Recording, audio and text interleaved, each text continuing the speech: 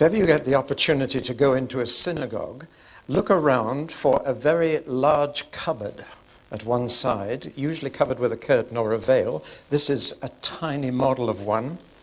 And if you were allowed to and you opened the cupboard, you'd find inside some scrolls wrapped up, usually in beautifully embroidered cloth.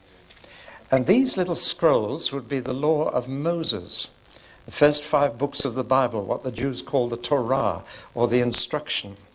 And here I've got it all beautifully printed out in Hebrew, tiny, tiny print. But each scroll was named after the first words on the scroll, because that's how they identified them. When they pulled a scroll out of the cupboard, they would unroll just the first little bit and see which one it was. So that, for example, the book of Genesis, what we call Genesis, is called In the Beginning. And the book of Deuteronomy is simply called The Words, because the first phrase in the Hebrew is these are the words, and the first noun is words. So it was called simply The Words. That's what the rabbi would call it. But we call it the book of Deuteronomy. When the Hebrew Old Testament was translated into Greek, they had to think of a new name for this book. And they made up this name Deuteronomy from 2 words in the Greek language. One is the word deutero, which means second, and the other was the word nomos, which means law. So that from then on, this 5th book in the Bible was called Deuteronomy, second law. And if you've read it through, then you'll notice that the first most striking thing about it is that the 10 Commandments appear in this book as well as the book of Exodus. The law comes twice. In Exodus 20 and in Deuteronomy 5, you've got the 10 Commandments. And that's what gave the book its name, the second law. Now, why should these 10 Commandments be repeated a second time? And not just the 10, but there are altogether 613 laws of Moses, which he gave to the people of Israel. And they're repeated, Exodus and Deuteronomy. Why? Well, the clue lies in the book of Numbers, which tells you that the book of Deuteronomy was written 40 years after the book of Exodus. And that during those 40 years, an entire generation died.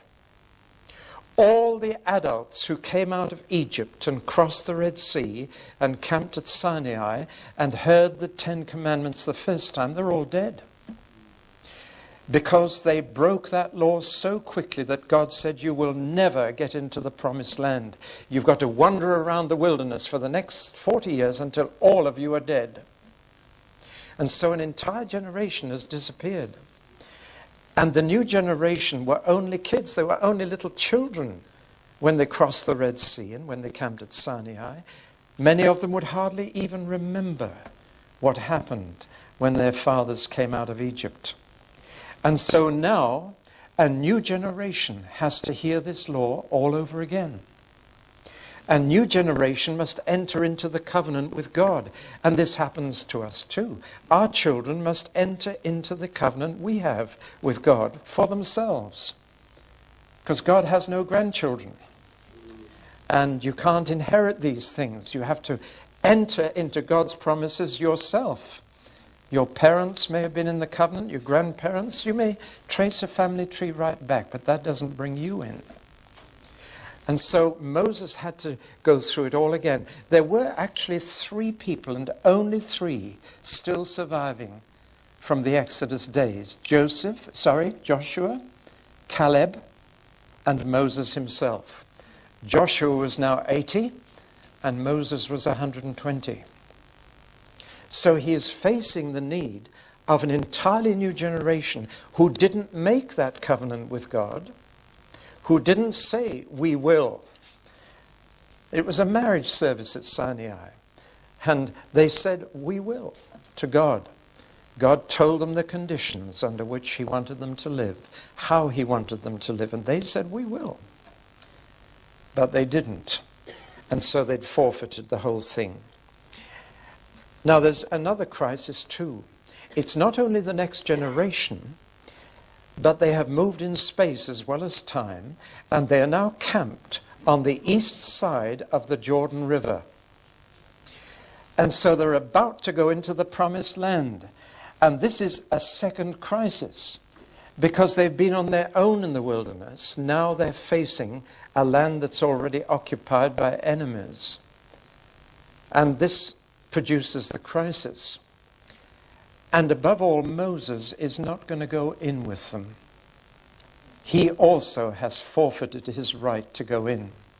He's 120, and he knows he's got one more week to live. God has shown him that he's going to die in just another week. He's got 1 week left with this new generation of the children of the people he brought out of Egypt. And he's going to tell them the whole thing all over again. Furthermore, they're actually going to see the miracle of parting the water all over again. Not the Red Sea this time, but the Jordan. It's almost as if God is saying, I'm going to have to start all over again. I'm going to have to show you my mighty hand in dividing a river so that you can go into the land. And this is how you're to live once you get in. I've done a little very rough sketch to show you the kind of geographical situation. It is rough, isn't it? I'm sorry. But let me try and explain it. That greeny blue bit is the Jordan River, surrounded by trees. That's called the Jordan Jungle. That's where the lions and the bears lived in the Old Testament times. And the River Jordan meanders through that little bit of jungle to the Dead Sea. This valley here is the deepest crack in the earth's surface. It goes right down through Africa, the Great Rift Valley, but it starts in the Promised Land. And this part of it is about 1,000 feet below sea level. You can actually get a pilot's license if you can borrow a plane and fly down there. You get a license saying you've flown below sea level in an aeroplane. But there it is, this deep crack. And there are mountains either side. On this side, the mountains of Moab, and Mount Nebo here, where Moses will die. And he will die sitting against a rock on the top of Mount Nebo, looking across this valley to the hills of the Promised Land. But he would never get in. Here is the camp of Israel when Deuteronomy was spoken and written, with the tabernacle in the middle. And they're just over the river from the first city they'll have to conquer, Jericho. That's down in the valley too. Further up in the hills is Ai and Shiloh and Bethel. But on this side of the hills of Judea, they would only see wilderness. They'd only see desert because it's in the rain shadow. And it really is barren and empty.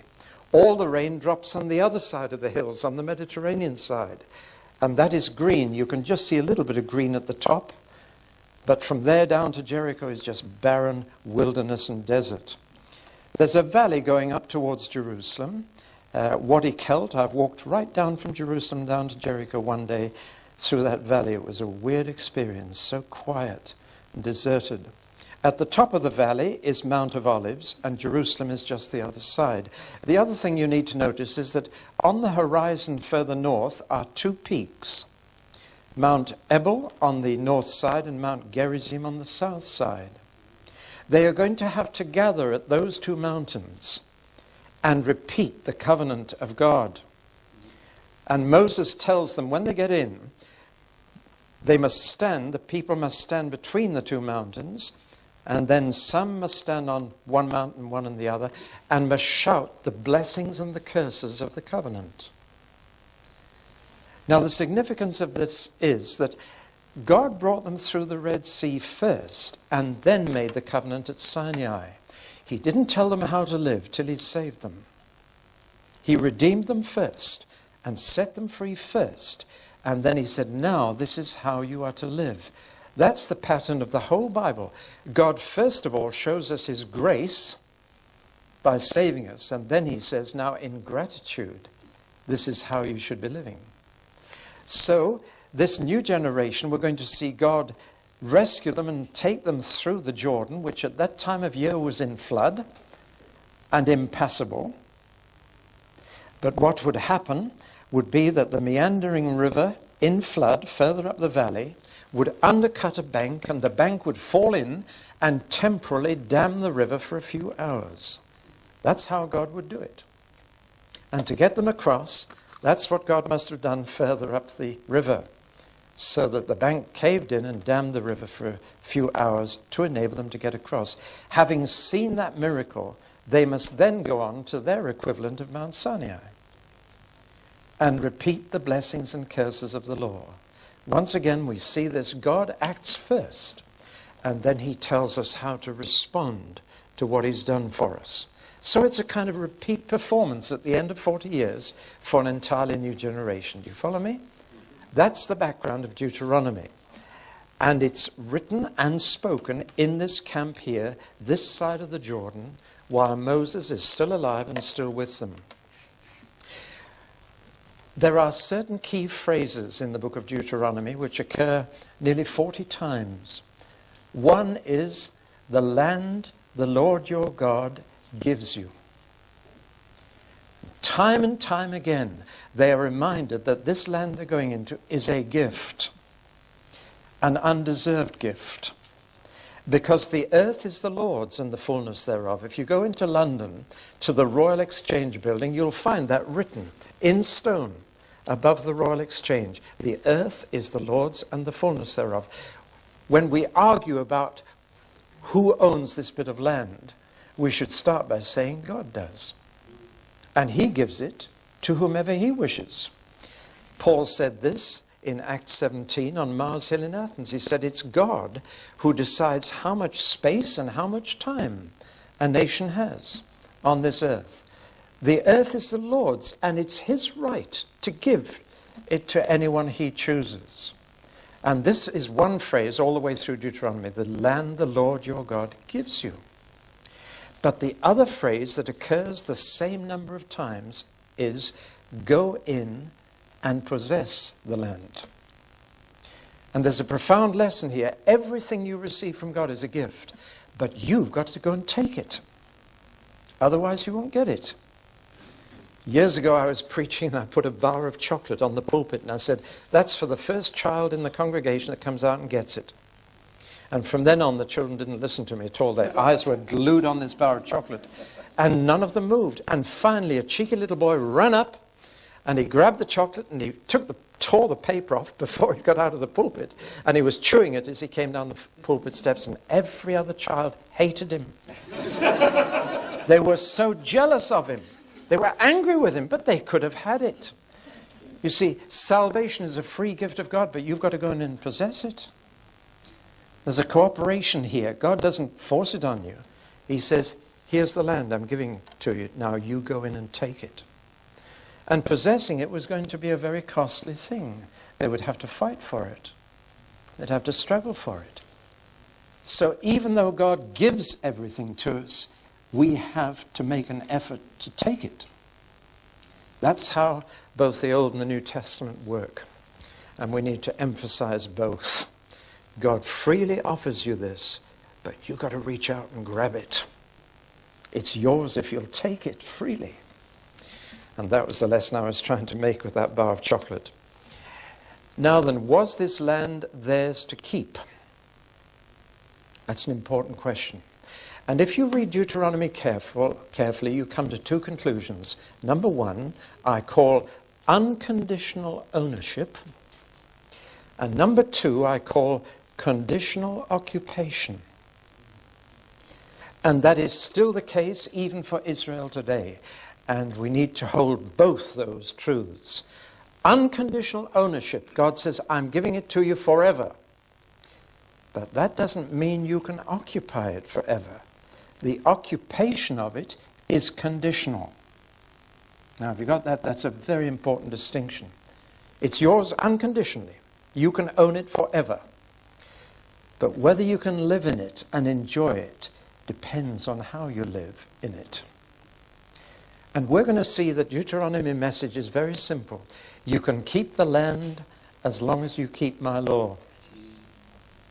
But if you don't keep it, even though you own it, I've given it to you, you will not be free to live in it and enjoy it. You understand the difference then between unconditional ownership and conditional occupation? The land could be taken from them, even though they owned it forever. because they were not living right in it. That is a very important distinction which the prophets of the Old Testament are constantly reminding them about. The prophets say, you own this land, but you're not going to be able to go on enjoying it if you go on living this way. The covenant linked the land and the law of God. And still to this day, the promises of God are conditional. They're gifts to you, but how you live in those promises determines whether you can enjoy them. Now, one of the most interesting things about Deuteronomy is this. Hope you're not put off by all those big words. I'm sure that first word you probably have never heard of. It's in the Oxford English Dictionary, and it's a well-known term from ancient history. Whenever a king expanded his empire and took in other countries, he would make a treaty with the countries he conquered. And the treaty was called a suzerain treaty. If you've ever been to the island of Sark in the Channel Islands, you'll know that the family that governs that little island is called a suzerain. Same word. And a suzerain treaty was made between a king and a country that had now become subject to him. And roughly speaking, the treaty would be an agreement that if they behaved themselves, he would protect them and provide for them. But if they misbehaved and didn't live the way he wanted them to, then he would punish them. And there are many, many examples that archaeology has uncovered from the ancient world, particularly Egypt. When Egypt conquered another country, the Pharaoh would make a suzerain treaty with them, an agreement that they could still live with relative autonomy and freedom, but they had to live his way. And there's a pattern in these treaties which is very clear. And the interesting thing is that when you look at these treaties from the ancient world, of a king who now had a new people subject to him, it's exactly the same outline as the book of Deuteronomy. Moses, when he was trained in the University of Egypt, must have seen some of these treaties and studied them. And here's Moses now presenting the covenant to the people of Israel in the form of a treaty. As much as say, the Lord is now your king, and you are now subject to him. And this is the treaty he is making with you. This is how you're to behave. And the pattern of the treaty in the olden days was exactly as we have it on the board here. There was a bit of a preamble. This is a treaty between Pharaoh and between the Hittites or whatever. And then there would be a historical prologue that summarized how this king and this people came to be related to each other. And after that little bit of history, there would be a declaration of the basic principles on which the whole treaty would be based. After that, there were detailed laws in the treaty as to how they were to behave. And then came sanctions, meaning rewards or punishments. What the king would do if they did behave properly and what he would do if they didn't. And then after that, they usually had a witness to sign it, but they would call on the gods to witness the treaty. And then finally, usually it was divine witnesses that were called. They would call on the gods in a religious ceremony to witness the treaty. And finally, there would be what we've called a provision for continuity. What would happen if the king died? And a successor would be named to whom the people would still be subject. And finally, all that would be settled in a ceremony when all these things would be written down and signed and agreed between the king and his new subjects. Now, isn't that fascinating? That all these treaties they've dug up are exactly the same shape as Deuteronomy. So that Moses, with his university training in Egyptian history, was presenting the covenant in a form that would be easily recognized by these people. They would know God is now our king. This is how we're to behave. And if we behave ourselves according to his laws, everything will be fine. Which raises the interesting question, what would God do if they didn't behave themselves?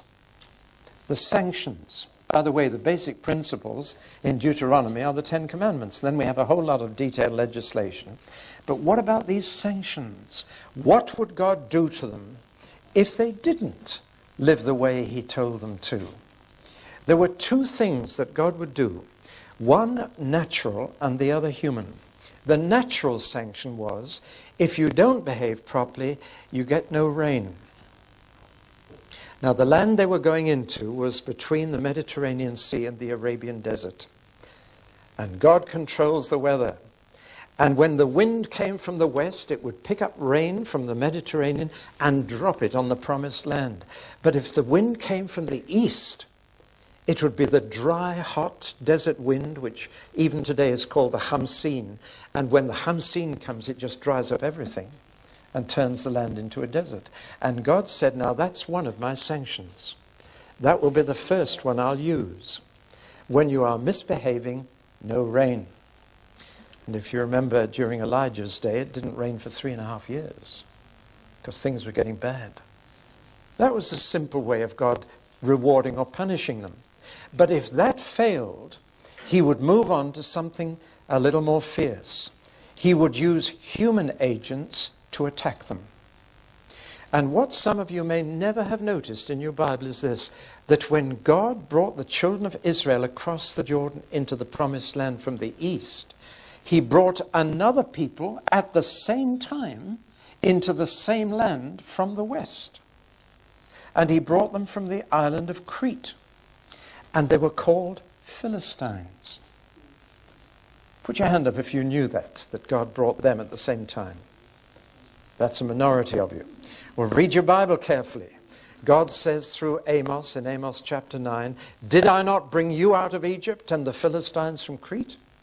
And so God actually brought a people who would prove to be the greatest enemy of Israel into the same land at the same time. But he settled Israel in the mountains or the hills, and he settled the Philistines down on the coastal plain, what is now the Gaza Strip.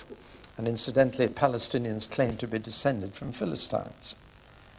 So God brought two people into the same place.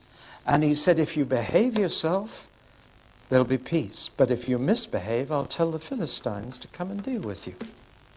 It is as simple as that. And all this is there in the Old Testament. Now, that's a strange thing. Some of you may be quite surprised to know that God brought those two nations to live cheek by jowl in the same little corridor. And one would punish the other.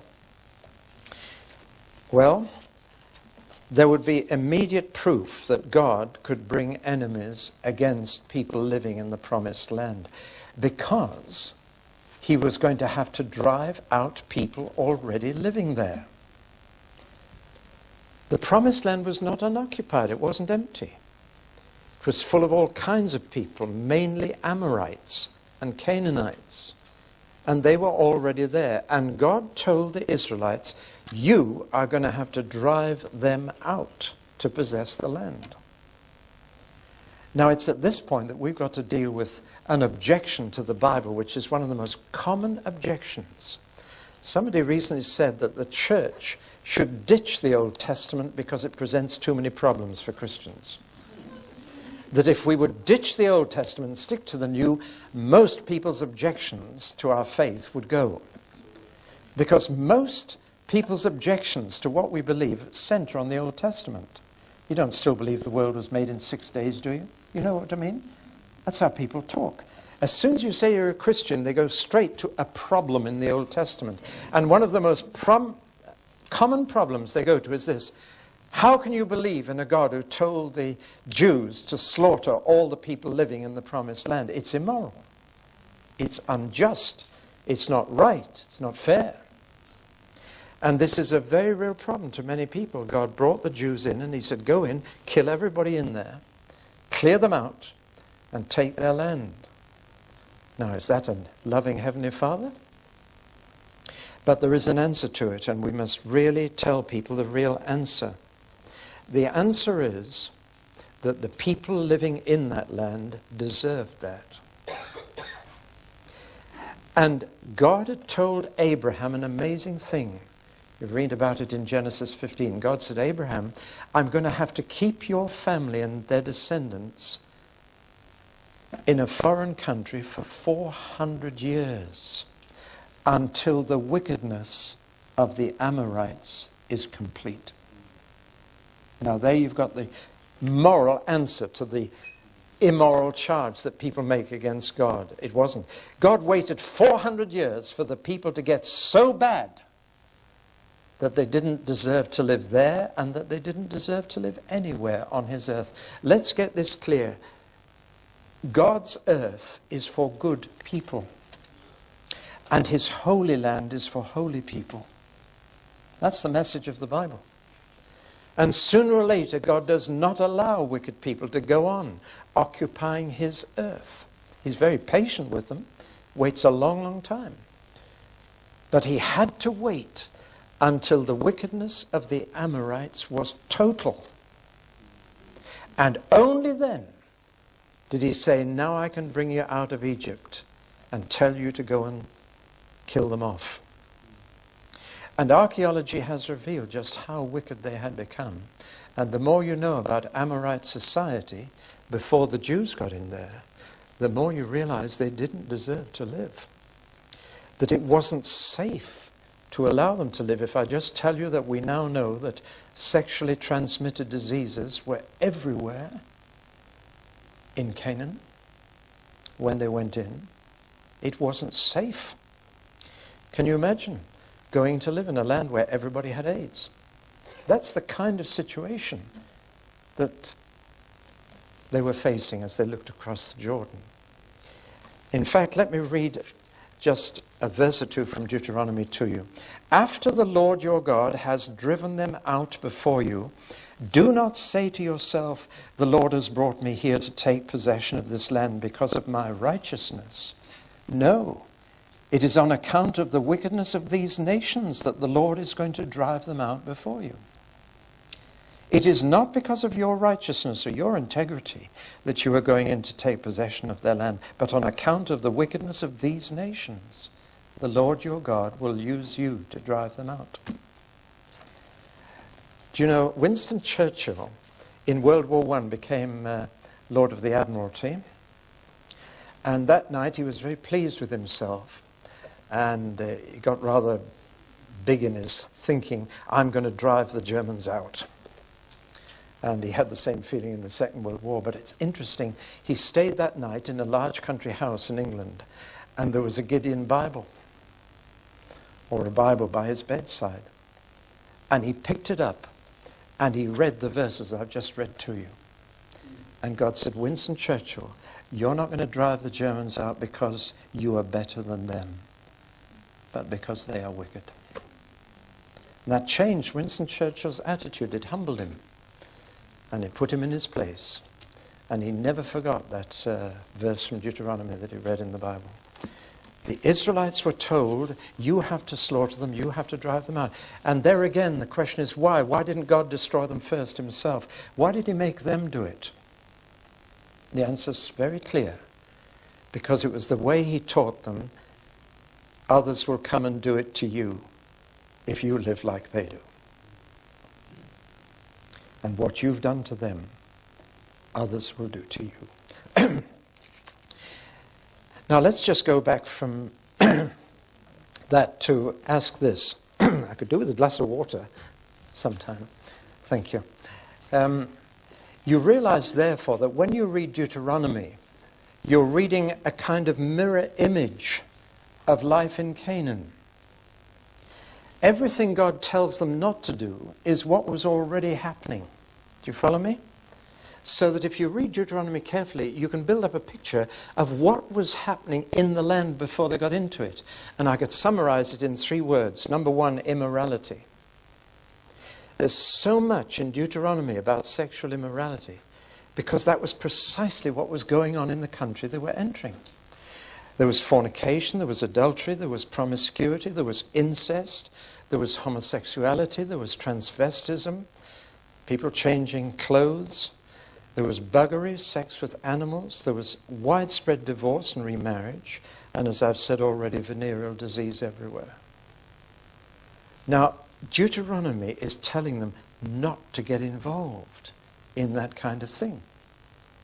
The second thing I would say is injustice. We know that the rich were getting richer and the poor were getting poorer. Pride and greed were there, selfishness was there, exploitation. And who was suffering? The blind and the deaf, people who couldn't get their share of wealth, and particularly widows and orphans were being very badly treated. Everybody was out for number one. And God said, you're not to do that. You're to look after the deaf and the blind. You're to look after the widow and the orphan. And the third thing that was characteristic of Canaan was idolatry. Occultism, superstition, astrology, spiritism, necromancy, consulting the dead, and above all, fertility cults. Horrible things that worship Mother Earth, Mother Nature, and tried to produce fertility by sexual acts of worship. In the pagan temples in that land, there were male and female prostitutes. And when you wanted to worship, you went and you had sex with one of them. No wonder people crowded the temples. And all over the country were what the Bible calls Asherah or poles, which were simply phallic symbols standing up. And there's one in the middle of Basingstoke now, an 8-foot-high marble male penis. And this was everywhere in Canaan. And so occultism, superstition, spiritism was rife. Now all this, says Deuteronomy, had defiled the land in God's sight. It was his land, and it was now totally corrupt. It was defiled, it was debased, it was disgraced. And God couldn't let it go on. When I read all this, I just find myself thinking, our whole world's going this way. What will God do?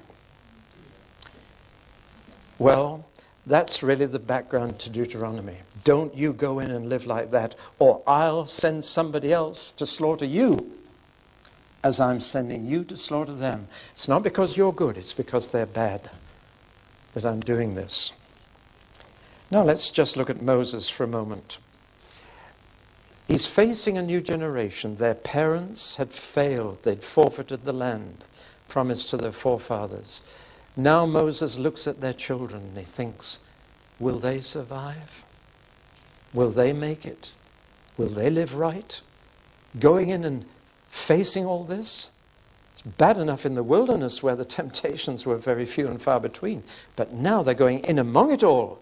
Will they clean it up? Will they be ruthless in getting rid of all this? Or will they compromise?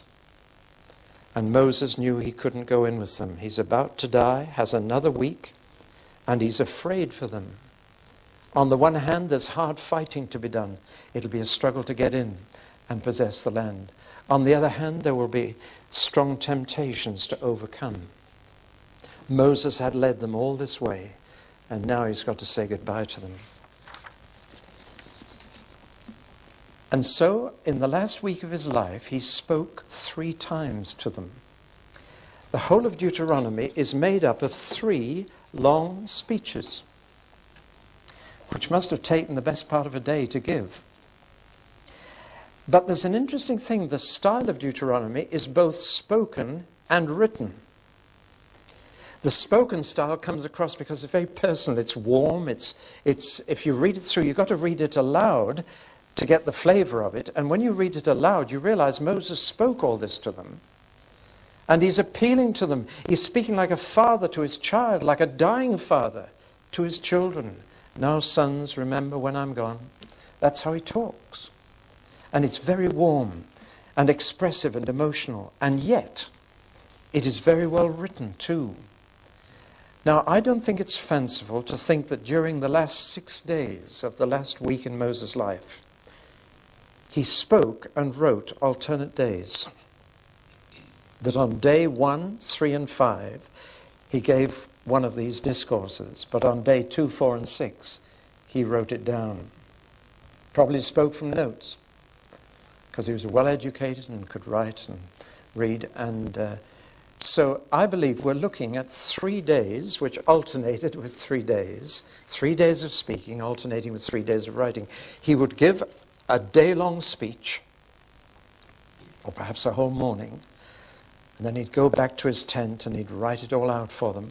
And then he gave the written account of his speeches to the priests and said, keep that alongside the Ark of the Covenant. You must never forget what I've said.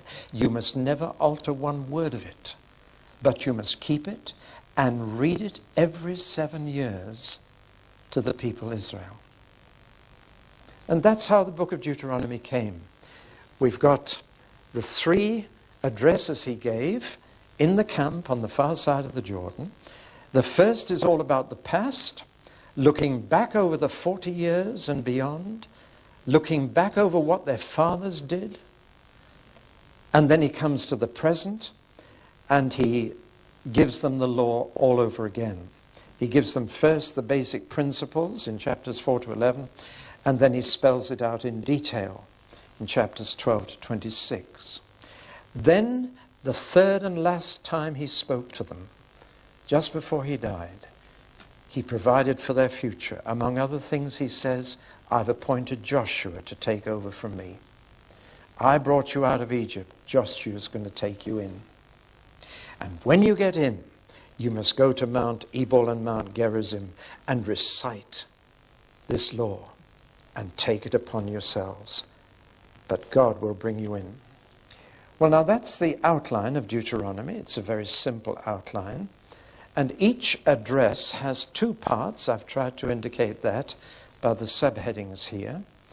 And we're going to go through these parts one by one. I've just time to introduce you to the first, where he looks back to the days when they came out of Egypt, their fathers, their parents.